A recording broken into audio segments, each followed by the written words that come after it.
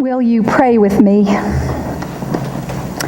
Gracious God, may the words of my mouth and the meditation of all of our hearts be acceptable to you, our strength and our Redeemer. Amen. We are quickly coming up on wedding season, and some of you in this room know that very well. But just this June alone, there will be 4 weddings of church members here, and then I've got another one scheduled in July. And as I've been planning these services, I've been awash in the language of love. Paul's letter to the Corinthians, chapter 13, that classic wedding reading, love is patient, love is kind. I never tire of it. And then there's that gorgeous, sensuous reading from the Song of Songs about the passion inspired by seeing the beloved's face and hearing their voice. Arise, my fair one, and come away. When couples are planning their weddings, I hand them a stack of scriptural readings that they can choose from that might reflect the nature of the promises they are making to one another. And it's a big stack because there is no lack of love language in the Bible. And yet sometimes it's hard to understand just what is meant by this catch-all term of love. It trips too easily off of our tongues, I think. It's everywhere in pop culture. Songs, movies, and even commercials offer a glimpse of this happily ever after kind of love. And yet those of us who have lived a minute know that love that is rooted in that kind of romantic infatuation lasts just about as long as your average pop song. But love that lasts, love that transforms us, that is something else altogether. This morning we hear Jesus speak the language of love to his friends, but it's not that heady, romantic, I can't live without you kind of love. It's something deeper. It's something different. As Thich Nhat Hanh said in the modern lesson that Lisa Marie shared with us this morning, when we say, I love you, we most often focus on the I that is doing the loving and less on the quality of the love that's being offered.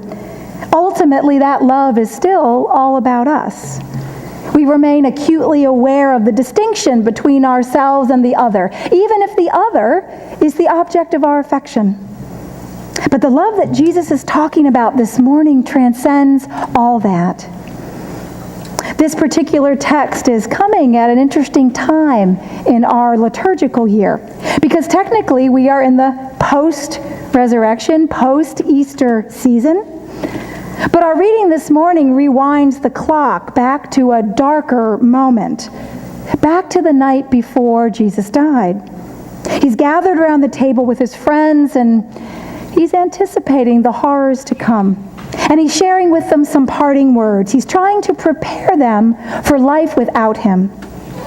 He's speaking into their fears and their confusion, and he speaks to them about love. Because we love one another, we can never be left alone, he tells them. Not even death can separate us. True to form, the disciples just can't grasp this. I mean, how could they? There's nothing in their experience to help them understand this. Life is finite, they believe, and so are our relationships. When people die, they are gone. We are on our own. And that sense of separateness also extends to their understanding of God. God is out there, they believe, like so many of us do, looking down on us perhaps, concerned, caring, but not intimately connected to our lives. And so convinced of this, we spend our lives in a search for the God who is somewhere else, a God that we believe we can lose touch with. And this belief has cost us deeply. I believe that one of the most tragic misinterpretations of Christianity has come from a flawed understanding of just how intrinsically we as humans are related to God. And through that divine connection to one another, and indeed, in fact, to everything that is. Ancient Greek philosophy, which had a great influence on early Christian thought, divided the world into spirit and matter. And the gulf between them was huge. And they carried this dualism into just about every realm of human existence, dividing all reality into this, not that.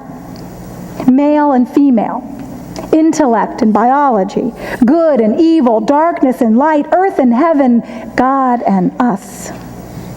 Human existence became a battle of minimizing one in order to reach the other. We found our identities in dividing ourselves from one another, judging and weighing and comparing, and ultimately excluding. And yet that is exactly the opposite of what Jesus is all about. We believe as Christians that Jesus is inextricably connected to God, that there is no daylight between the two. It's a core belief. And we hear it this morning. I am in God. I am in the Father, Jesus tells us. And God is in me.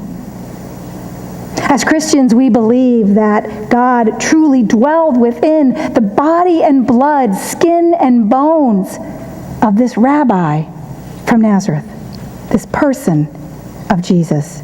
His human reality, we believe, is infused with divine reality. Unless we think that that marvelous interconnectedness only applies to Jesus and God in some kind of one-time only limited offer, Jesus himself takes it one step further and loops us into. On that day you will know that I am in the Father and you are in me and I am in you. Toss all those old divisions out the door. It's actually a pretty outrageous thing to contemplate. But if we dare to believe it, the entire game changes for us.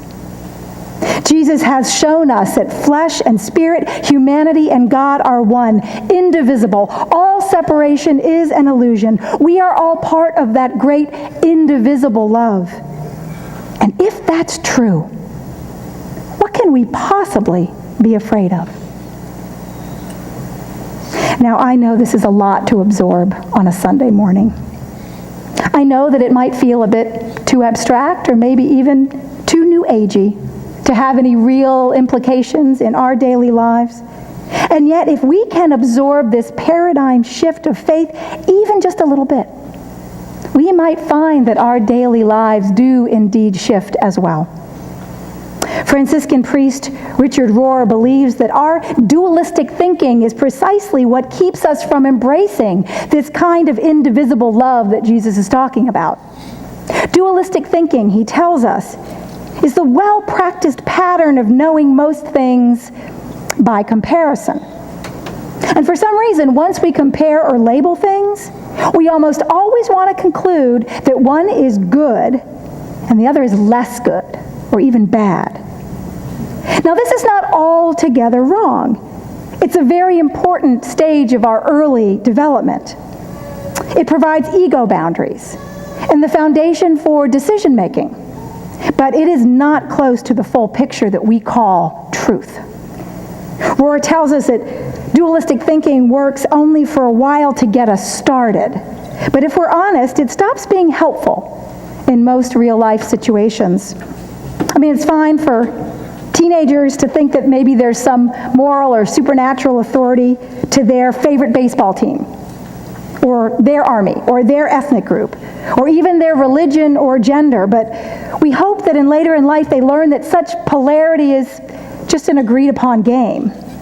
Your frame should grow larger as you move towards the big picture in which one God creates all and loves all, both Americans and Iraqis, black and white, Republican and liberal, Palestinian and Jews, gay and straight, Yankees and Red Sox.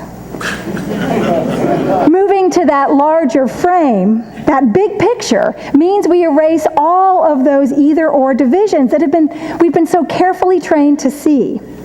Instead of looking at a person or a situation and assessing how they are different from us, and then judging accordingly, we are called to begin with what we know we share as human beings. And that list is long. The need to breathe, to eat, to love, to feel safe.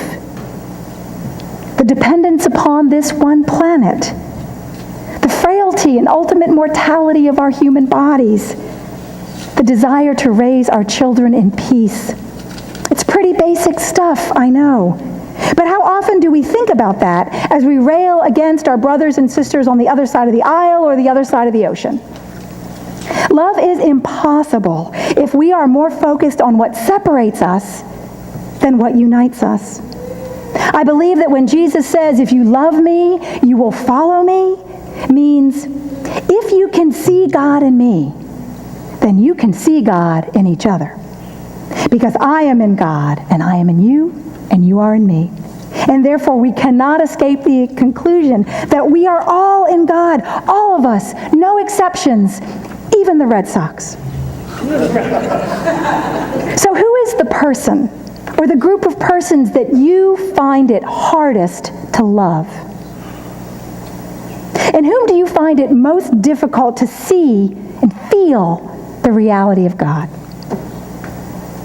Now imagine peeling away all the differences, their politics, ethnicity, economic class, maybe profession, their religion, skin color, gender identity, sexual identity, the logo on their baseball cap, anything that we believe separates us from them. What do we see there? What do we feel there? What we find there, Rohr says, is the beating heart of God. What we find there is a reflection of all that is sacred. Dropping our either-or lenses, we can see the interbeing between one another. We can see that your suffering is my suffering, and my joy is your joy. Because here is the deeper truth under all of our attempts to judge and divide and conquer the world. Everything, you and I and the people we mistrust, and even the things we fear, everything at heart follows the same beat of life pulsing beneath all the distractions and preferences that we create. When we set ourselves apart from that common rhythm, we fall out of step. We are cut off from the source of life. So to find wholeness and to live in wholeness, we need to keep restoring our original oneness, our original wholeness. We need to experience that ancient and central beat, which we share with everything that exists. In the next month, 4 couples will stand here in this sacred place and say in their wedding vows, "Till death do us part."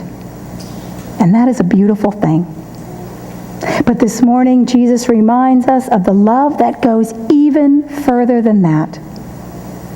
That love, that indivisible love, is a thread that keeps us bound together across all the illusions that divide us. Do not be afraid, he tells his friends in the upper room, just as he tells each one of us this morning. You are never alone. God is in me, and I am in you, and you are in me. There's no daylight between us. We are all one, and that changes everything. May our minds know this, our hearts feel this, and our lives reveal this. May it be so. Amen.